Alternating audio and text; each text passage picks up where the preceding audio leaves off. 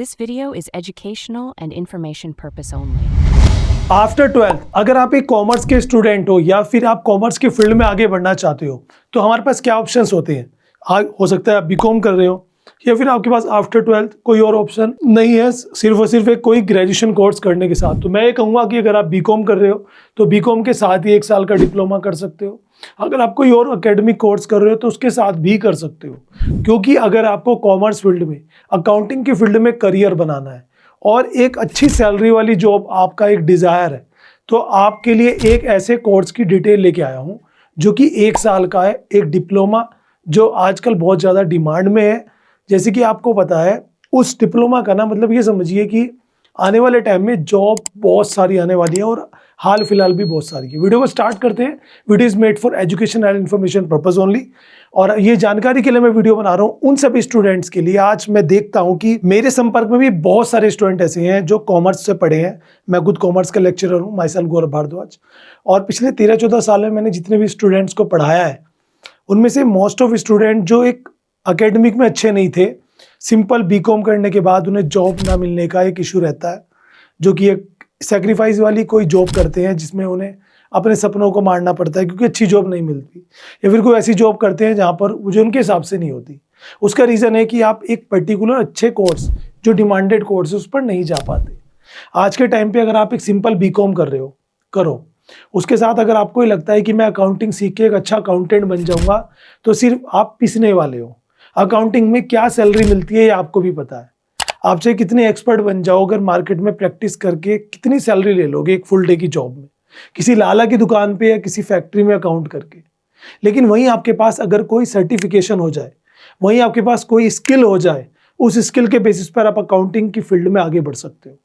आज मैं बात कर रहा हूँ एक ऐसे डिप्लोमा की, जो कि 1 साल का डिप्लोमा है। कोई भी आफ्टर 12 पास आउट इसे कर सकता है from all over the India. Complete information देंगे इस डिप्लोमा कोर्स की, इसमें क्या क्या पढ़ाया जाता है, इसके बाद कौन कौन सी पोस्ट के लिए आप जा सकते हो। क्योंकि एक 12th करने के बाद आपने बीकॉम कर लो, चाहे एमकॉम कर लो, चाहे आप टैली सीख लो, चाहे आप अकाउंटिंग की सीख लो, आप एक अकाउंटेंट कहलाओगे।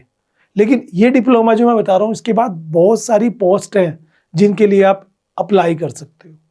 स्टार्ट करें वीडियो को। वीडियो काफ़ी बढ़िया होने वाली है अपने खासकर उन स्टूडेंट्स के लिए जो कॉमर्स फील्ड से बिलोंग करते हैं एंड ये 12 पास आउट है, ग्रेजुएट हैं, ये अभी ग्रेजुएशन कर रहे हैं और वो अपना कोई करियर ढूंढ रहे हैं, तो इसको जरूर से चेकआउट कर लेना। और जो लोग आर्ट या साइंस से हैं और वो कॉमर्स फील्ड में आना चाहते हैं, उनके लिए भी वीडियो हो सकती है। और जो नहीं है, चैनल को सब्सक्राइब करके बेल आइकॉन प्रेस कर लेना, सपोर्ट करिए ताकि हम आपको इस तरह की चीज़ें प्रोवाइड करा सकें रेगुलरली। देखो, जिस कोर्स की मैं बात कर रहा हूँ गाइस, उसका नाम है diploma in taxation and law, यानी कि शॉर्ट में बोलते हैं DTL। और आज बहुत कम लोगों ने इसका नाम सुना होगा। जनरल सी बात है कि हम लोग बीकॉम करते हैं, एमकॉम करते हैं, BBA करते हैं, MBA करते हैं, BCA करते हैं, MCA करते हैं। जो एक इंटेलिजेंस अच्छे उसमें आ जाते हैं, एक्सपर्टीज है जिनके पास अकाउंटिंग फील्ड की, या मैथ्स अच्छा है, वो लोग CA में चले जाते हैं, आपका CS में चले जाते हैं, CMA में चले जाते हैं, या फिर कोई अलग ही है तो भैया वो कोई गवर्नमेंट जॉब की प्रेफरेंस करे, गवर्नमेंट जॉब ले लेता है। बाकी स्टूडेंट का क्या? बाकी स्टूडेंट जो एक कम फीस वाला कोर्स चाहते हैं, बाकी स्टूडेंट जो कम टाइम में जॉब पाना चाहते हैं, बाकी स्टूडेंट जो फिनेंशियली वीक है, बाकी स्टूडेंट जो अपना करियर बनाना चाहते हैं, उनका क्या? उनके लिए क्या अपॉर्चुनिटी हो सकती है, पूरा जानेंगे आज की अपनी इस वीडियो में। देखो, सबसे पहले जिस कोर्स की बात कर रहा हूँ, ये AICTE अप्रूव कोई भी कॉलेज आपको कराता है। इंडिया में बहुत सारे कॉलेजेस हैं जहाँ से आप ये पर्टिकुलर डिप्लोमा कर सकते हो। आप इस डिप्लोमा को ऑनलाइन भी कर सकते हो। इसमें taxation and law, taxation law means income tax और GST, उनकी डीप नॉलेज दी जाती है। क्या क्या पढ़ाया जाता है पूरा समझाता हूँ।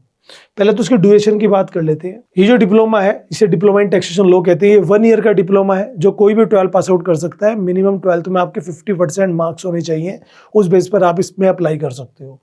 कहीं पर मेरिट बेस पर सिलेक्शन होता है, तो कहीं पर एंट्रेंस होता है। डिपेंड ऑन द कॉलेज और डिपेंड ऑन द यूनिवर्सिटी कि वहाँ पे उनकी क्या रूल्स है। कुछ जगह पर आपका एंट्रेंस टेस्ट होता है जो कि लोकल लेवल पर भी हो सकता है, नेशनल लेवल पर भी, और कुछ कॉलेजेस जो है वो डायरेक्ट आपको एडिशन दे सकते हैं। मैं एक चीज़ कहना चाहूँगा, कहीं से करो कोई फ़र्क नहीं पड़ता, मेन है कि आपके पास नॉलेज होनी चाहिए।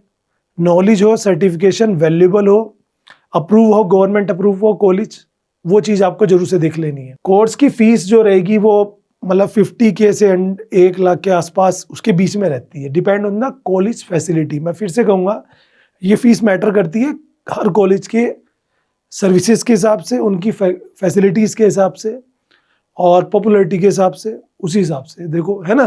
कुछ कॉलेज ऐसे हैं जो इस डिप्लोमा करने के बाद हो सकता है कि आपको प्लेसमेंट की अपॉर्चुनिटीज़ भी दे, इंटरव्यू वगैरह कंडक्ट कराएं। कुछ कॉलेजेस में सिर्फ आपको एक कोर्स कराया जाता है, ये कोर्स आप ऑनलाइन करोगे तो और भी फीस कम हो जाएगी आपकी, और EMI का ऑप्शन अलग से मिल जाता है ना। तो यहाँ पे देखिए एवरेज सैलरी की बात करें तो ये आप चेक कर सकते हो, और पोस्ट की बात कर ले तो पहले इस कोर्स को समझते हैं। Diploma in taxation law in specialised programme offer to individual who wish to gain expertise in taxational law.